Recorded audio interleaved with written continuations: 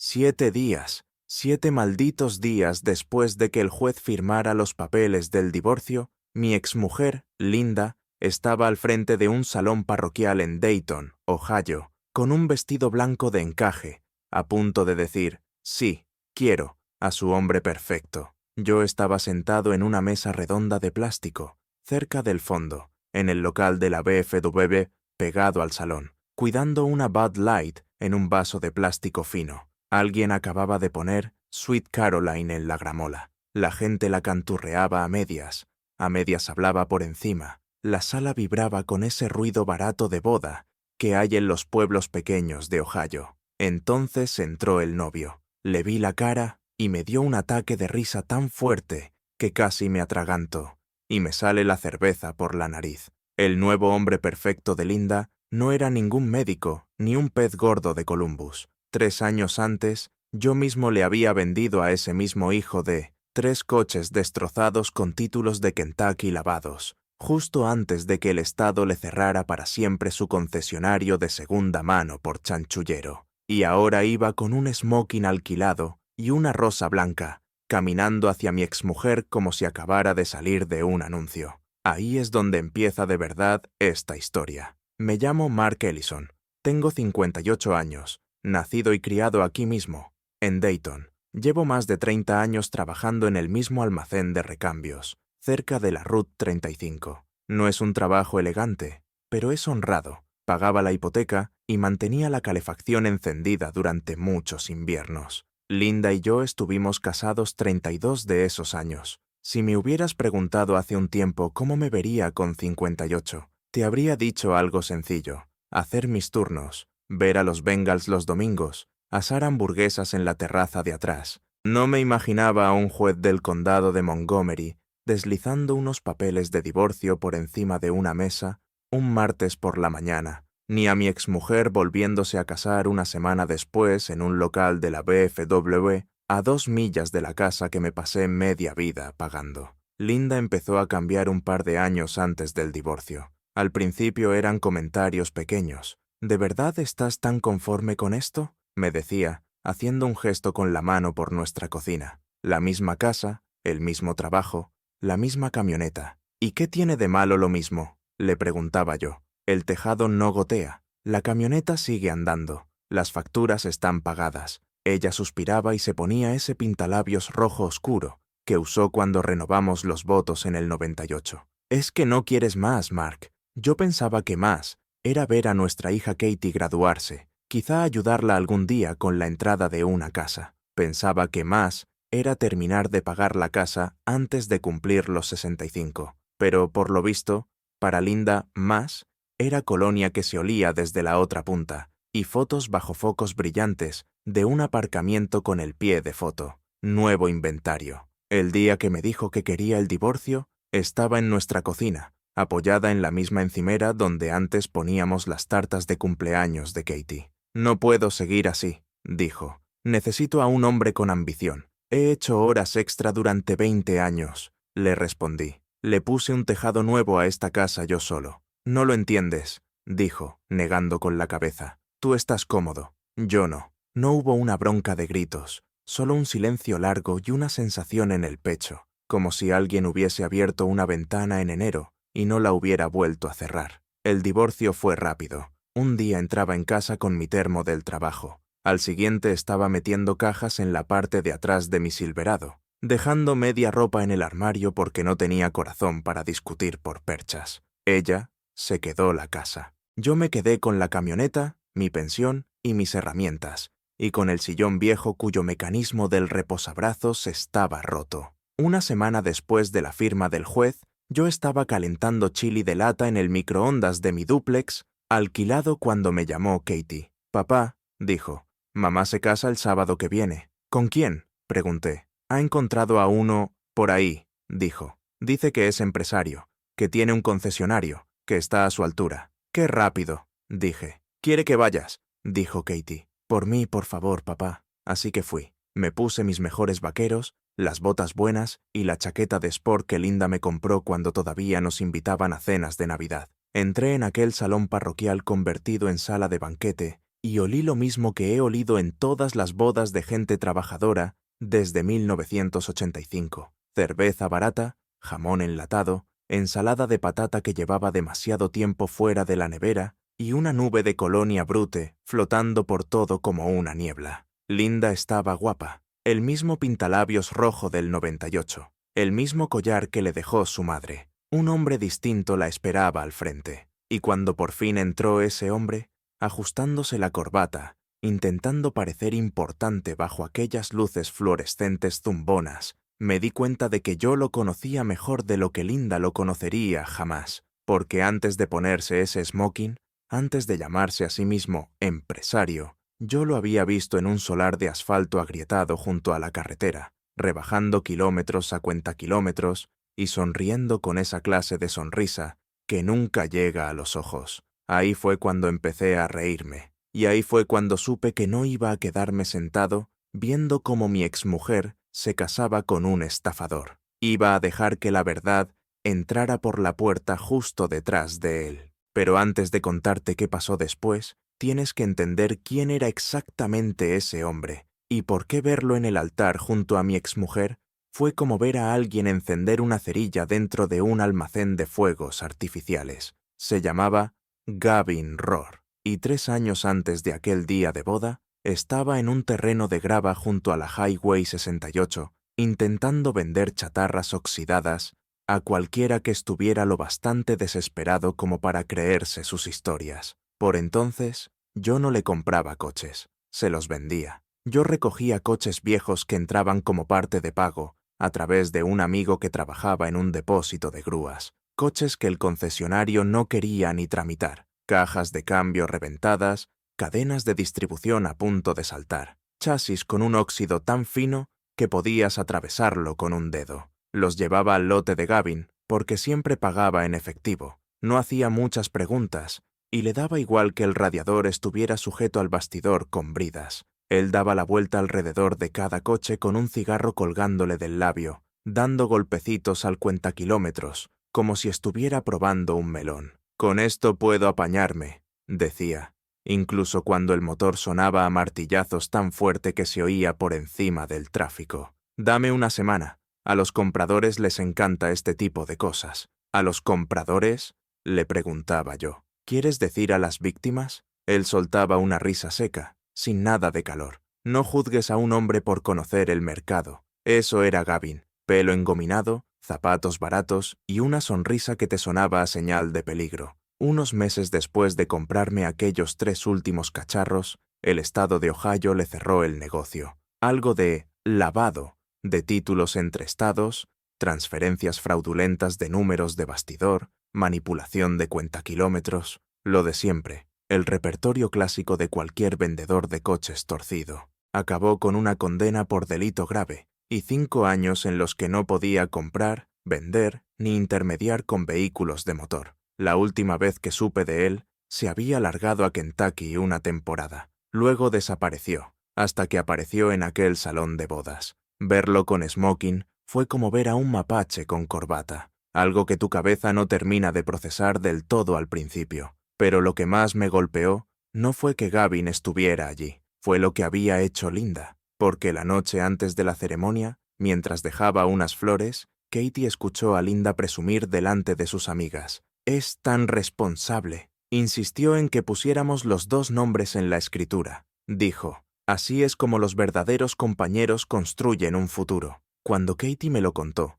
fue como si alguien me agarrara por la nuca y me apretara. Mi casa, la casa por la que hice turnos dobles, la casa cuyo tejado arreglé yo mismo durante la ventisca del 09, la casa donde Katie marcó su altura en el marco de la puerta de la cocina. Rayitas de lápiz desde los 5 años hasta los 16. «¿Esa casa todavía tiene esas marcas?», me preguntó Katie por teléfono. «Sí», dije en voz baja. «Mamá dijo que estaba pensando en pintarlas», añadió. «Dice que solo son arañazos». Tuve que sentarme. Para Linda, los recuerdos grabados en esa casa eran arañazos. Para Gavin, la casa era un objetivo. Y para mí, eran 20 años de manos encallecidas, horas extra, reparaciones de la caldera y noches ayudando a Katie con las matemáticas en la mesa de la cocina. En ese momento, Cualquier ternura que me quedara hacia Linda se evaporó. No me enfadaba que hubiera seguido con su vida. Ni siquiera me enfadaba que se volviera a casar tan deprisa. Me enfadaba que le hubiera entregado a un estafador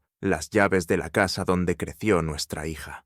Así que cuando Gavin entró pavoneándose, con los hombros atrás, esa sonrisa pringosa en la cara, como si fuera el rey del condado de Montgomery, algo dentro de mí encajó con una claridad perfecta. Esto no iba de celos, no iba de orgullo, ni siquiera iba del divorcio, iba de justicia, de la que llega despacio y sin prisa, como cuando por fin se rompe un invierno largo. Empezó la ceremonia y yo me quedé callado, dejando que todo me calara por dentro. El pastor hablaba de amor y de segundas oportunidades. Los invitados susurraban. Detrás de mí, el niño de alguien jugaba con un globo. Linda se alisaba el vestido una y otra vez, radiante, como si hubiera ganado algún premio. Y Gavin no paraba de moverse en el smoking, tirando del cuello como si no estuviera acostumbrado a llevar ropa sin manchas de aceite. Me recosté en la silla, di un sorbo lento a la Bud Light y por primera vez en meses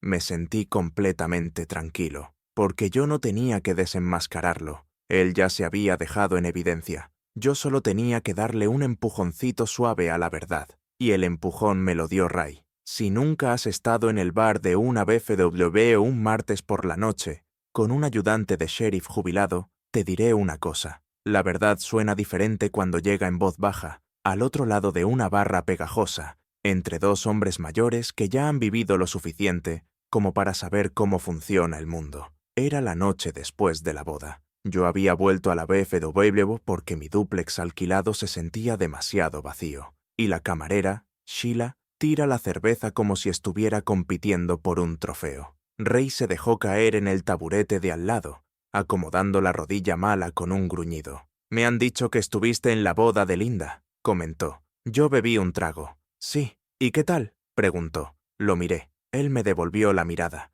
y los dos nos echamos a reír como dos tontos. «No digas más», dijo. «También he oído lo del novio. ¿Es verdad?». «Claro que sí». Gavin Rohr, el del lavado de títulos de Kentucky, entró en la iglesia como si lo hubiera invitado Dios en persona. Ray silbó. Ese chico no debería estar a menos de 3 metros de un concesionario, ni de un documento legal. «Qué gracia que lo digas», respondí. «Ayer firmó uno, el contrato de alquiler del salón». A Ray se le alzaron las cejas. «¿Firmó cómo qué?». «Mira la casilla, sin antecedentes penales, y encima se sacó un descuento de trabajador de servicio público». Ray parpadeó despacio, como hacen los polis cuando ven un accidente a cámara lenta. «Pues, madre mía», murmuró. «Eso es perjurio». «Tal cual». Yo no contesté. No me hacía falta. Él me empujó la cerveza de vuelta, se inclinó hacia mí y bajó la voz. «Mark, no tienes que complicarte. No necesitas abogado.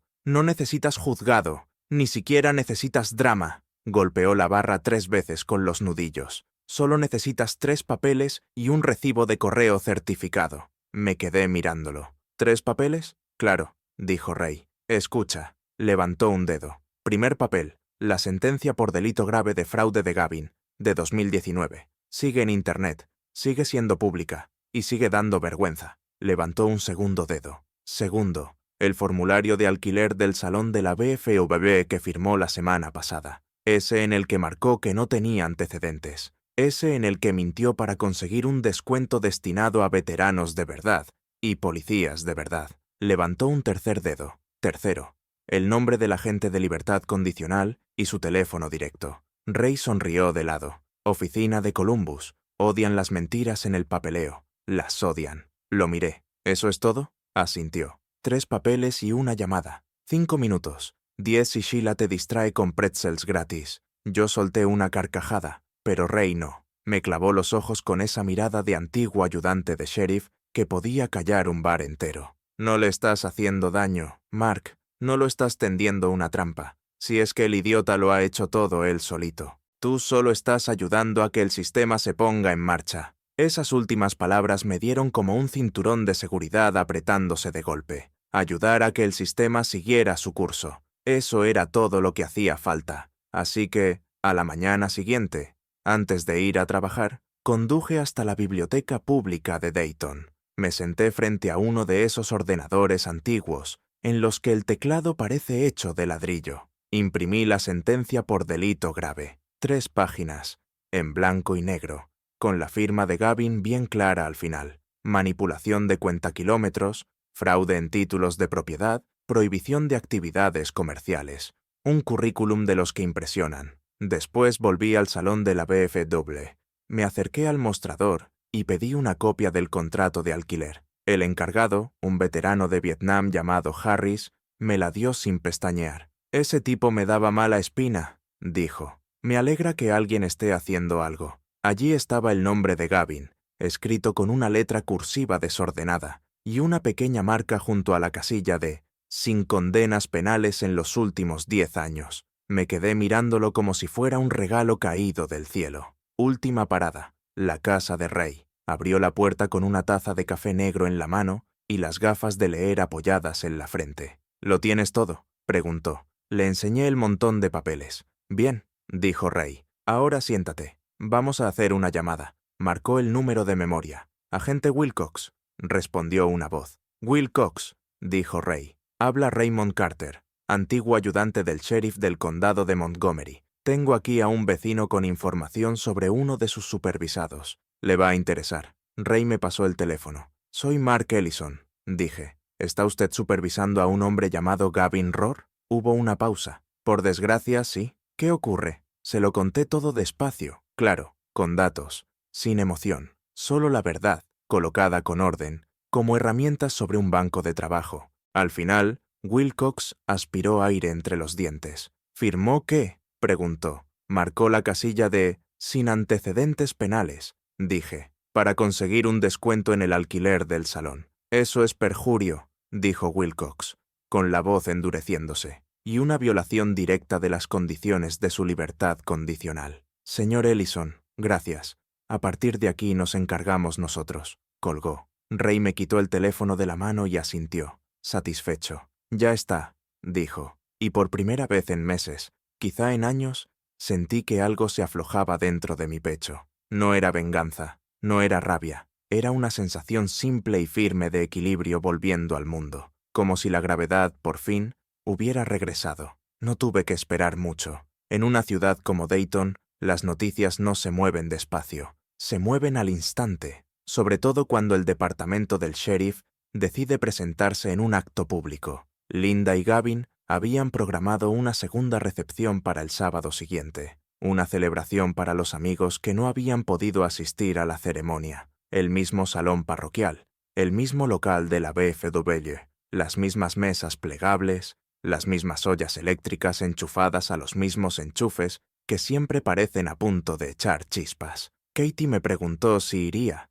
solo por educación. «Mamá está avergonzada», dijo. «No lo va a admitir, pero quiere que estés allí». Le dije que lo pensaría, pero la verdad es que ya había decidido ir, no para restregar nada, no para montar un espectáculo, solo para estar presente, para cuando la verdad entrara por la puerta. A las 6, el salón estaba lleno hasta la bandera. Gente del grupo de la iglesia de Linda, vecinos de su nueva urbanización y algunos compañeros de trabajo de Gavin, que seguramente había sobornado con cambios de aceite gratis. El olor era el mismo que la semana anterior: cerveza de lata, colonia barata y un toque de algo quemado que venía de la cocina. Alguien volvió a poner la gramola. Sweet Caroline. Otra vez. ¿Cómo no? La gente daba palmas, golpeando las mesas en el ba, ba, ba. Yo me senté cerca del fondo, con una Bud Light fría, observando a Gavin hacer su ronda. No solo iba arreglado, estaba actuando.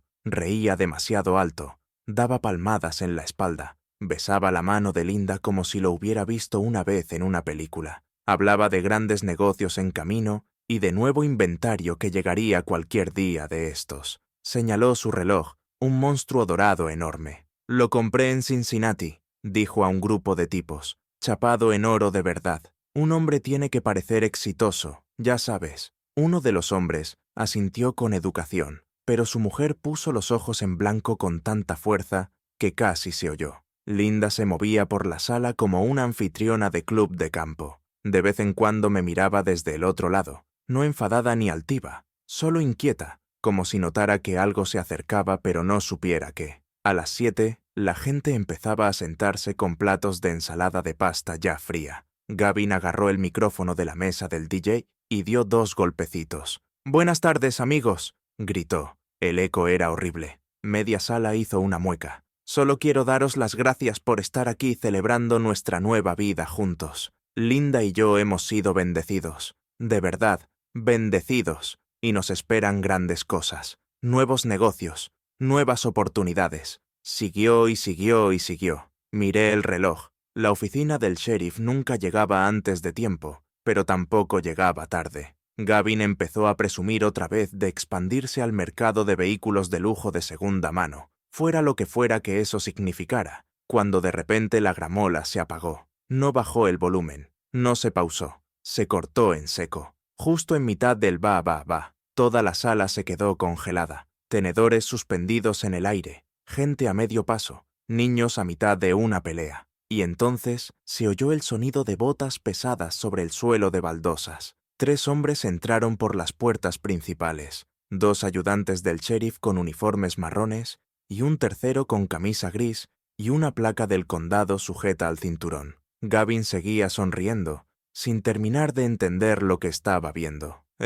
Buenas tardes, agentes», dijo al micrófono, intentando que sonara a broma. «Espero que vengan por la comida». No venían por la comida. El hombre de gris desplegó un papel y se aclaró la garganta. «¿Hay aquí un señor llamado Gavin Rohr?» La sala entera giró a la vez, como un campo de girasoles siguiendo al sol. Gavin parpadeó. «Ese soy yo», carraspeó. «¿De qué va todo esto?» El agente del condado dio un paso al frente. «Señor Rohr, estamos aquí por una infracción formal de las condiciones vigentes de su libertad condicional. En concreto, por un documento firmado y presentado el 14 de enero, aproximadamente a las 4:32 de la tarde, en el que usted certificó, bajo pena de perjurio, que no tenía condenas por delito grave en los últimos 10 años. Podías dejar caer un tenedor y oírlo golpear el linóleo». El agente continuó. «¿Le gustaría corregir esa declaración delante de los 50 testigos aquí presentes?»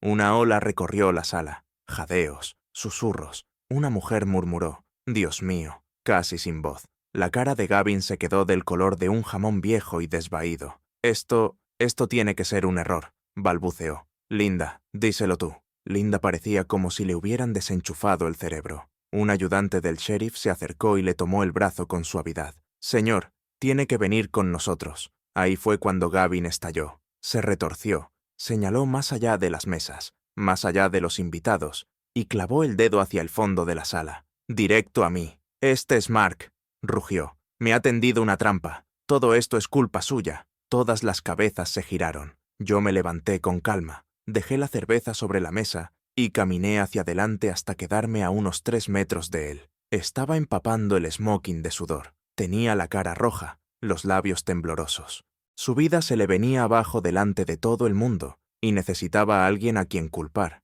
Pero yo no iba a dejar que reescribiera la historia. Lo miré a los ojos, firme, tranquilo, y dije: «Gavin, yo no te he tendido ninguna trampa. Te la has tendido tú cada vez que has firmado con tu propio nombre». Un murmullo barrió la sala. Uno de los agentes asintió despacio, como si le hubiera gustado la frase. Gavin intentó abalanzarse sobre mí, pero los ayudantes le apretaron el agarre. Y así, sin más, se lo llevaron por la puerta. Pasaron entre las mesas, entre los invitados, entre las lonchas de jamón a medio comer y la ensalada de macarrones fría, y lo metieron directo en la parte trasera de un coche patrulla que ya esperaba fuera. La puerta se cerró con un golpe seco, definitivo. Silencio. Entonces Linda se desplomó en una silla y se tapó la cara con las 2 manos. Katie corrió hacia mí, me agarró del brazo y susurró: «Papá, gracias». Pero yo no me sentí victorioso, ni orgulloso.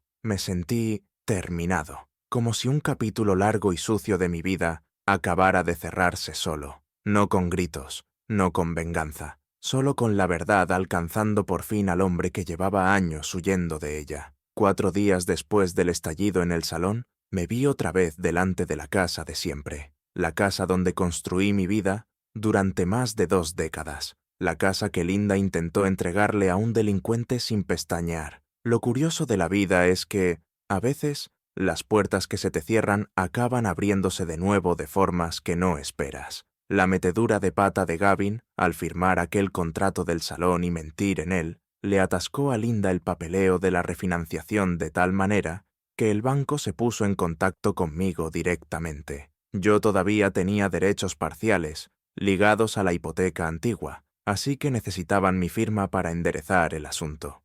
Y cuando se asentó el polvo, el director del banco, un tipo al que conocía desde la liga infantil, me dijo que podía pasarme por la propiedad mientras resolvían el lío. «Solo no te lleves nada», dijo riéndose, «y no arregles nada. A los abogados eso les pone enfermos». Así que allí estaba yo, un jueves por la tarde, cortando el césped delantero de la casa que antes llamaba mía. El olor a hierba recién cortada me golpeó como un recuerdo. El sol me calentaba la espalda. Las botas se hundían en la misma tierra donde una vez planté tulipanes por el cumpleaños de Linda. La misma mancha de tizas en la acera de cuando Katie tenía 8 años. La misma abolladura en la puerta del garaje de cuando calculé mal la camioneta por 1 pulgada. Todo volvió. 20 minutos después llegó Katie y aparcó su pequeño Honda en la acera. Sacó 2 vasos de plástico del portavasos, tés dulces del autoservicio de McDonald's, igual que me traía cuando tenía 10 años.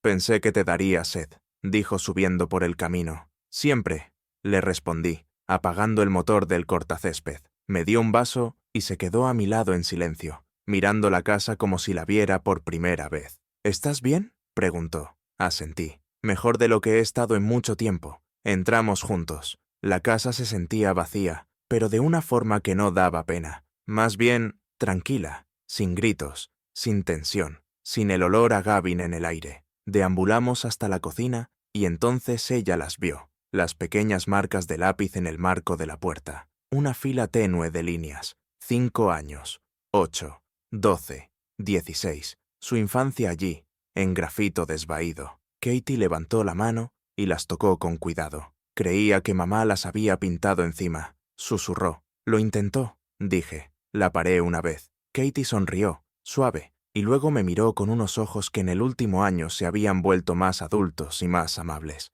«Papá», dijo en voz baja, «hay cosas por las que merece la pena pelear, incluso cuando nadie te está mirando». Yo no se lo enseñé, se lo enseñó la vida. Nos sentamos en los escalones de atrás, bebiendo té dulce, escuchando el zumbido de los insectos de verano en el jardín, sin drama, sin caos. Solo 2 personas que habían sobrevivido a una tormenta que nunca habían pedido. Linda nunca se disculpó. Me llamó una vez, no para pedir perdón, sino para preguntarme si podía explicarle cómo deshacer el desastre que Gavin había dejado detrás. El embargo, el aviso del banco, el bloqueo repentino de sus cuentas. Le dije que tendría que solucionarlo con el banco, no porque yo estuviera enfadado, sino porque hay lecciones que no están hechas para envolverse en algodón. A veces, la única forma de que alguien aprenda lo que tiró por la borda es sentarse en el hueco vacío donde antes estaba. Yo no estaba amargado,